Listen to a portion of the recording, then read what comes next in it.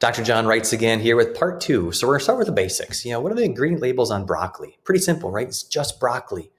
What pesticides do you use in your garden? Probably nothing, because you want to make sure that what you're getting is actually good and healthy for you versus a lot of chemicals. Again, fats are good. So each cell is surrounded by the wall, for those of you in the science world, right?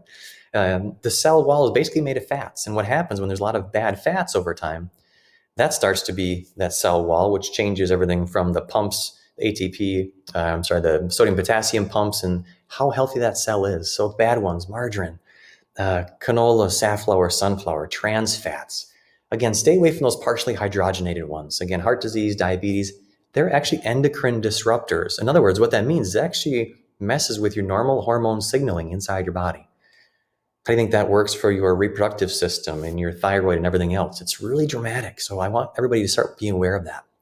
So the healthy fats, olive oil, coconut, you can kind of read the list for you as you choose to, but all those things are really important. The only thing I would maybe say as far as the raw nuts, sometimes people do like food allergy testing, then you know for sure what you do or what you are allergic to or not. That's an option, but as a general, these are some pretty good ones. So is nutrition even enough? Because a lot of people say, hey, I'm eating better now. And again, that might be enough for some people, but not enough for others based upon what they've done with their health prior. So how much can you cheat? Can you get away from cheating every once in a while? Can you cheat, 20% of the time? It depends upon your overall health prior. So what are the other factors involved? Yeah, we look at exercise. We look at stress, especially in the time and place we are right now. The more stress we have, the harder we need to pay attention to everything else to make sure that you're taking yourself to a better level. So what is your 1 degree of change? I always recommend at least make 1 degree of a little bit of a change to help your progression and help your life to get better. So here's the thing about leaky gut. I think it's really important for people to see this. So on the top, you look at stress, toxins, food particles, drugs, chemicals, pathogens, whether it's viruses, bacteria, anything else, and organ malfunction. What happens is it causes a lot of inflammation inside your body. And if you look at that little wall in the middle, that's actually kind of indicative of what the intestinal wall is like.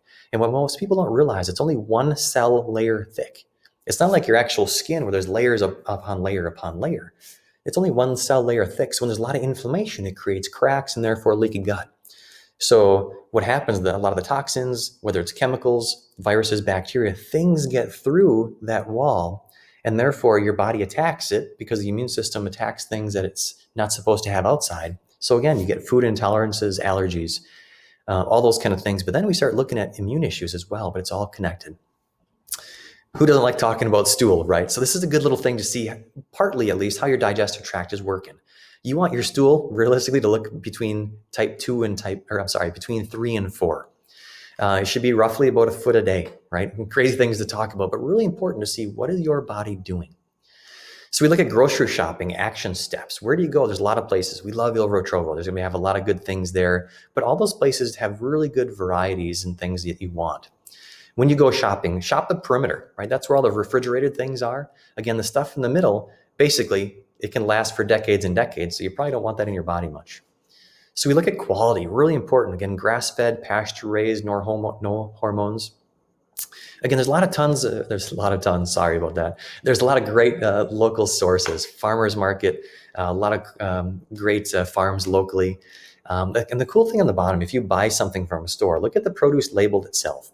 If it's a 5-digit number, starts with a 9, it actually means it's organic. If it's a 4-digit number, starts with the number 4, that just means it's made, quote unquote, normally. If it starts with the number 8, it means it's genetically modified. You can choose to do what you want, but we always buy 9s, and if we need 2 4s. So how do you know which ones to buy? So we look at organic, the top ones. There's a thing called the Dirty Dozen. And those are the ones you, for sure, if at all possible, you buy organic because there's more pesticides on those. On the bottom are what's called the Clean 15. Those are the ones that realistically aren't made with as many pesticides. So if you want to save a little bit of money, those are the ones that I would probably recommend you don't do organic. That being said, a lot of organic stuff is the same price, if not sometimes less expensive than normal. So other things to do for nutrition and health, water intake. If you look at how much you should drink every single day, it's about half your body weight in ounces. So if someone weighs, let's say 200 pounds divided by 2, it's 100 ounces of water per day your body needs.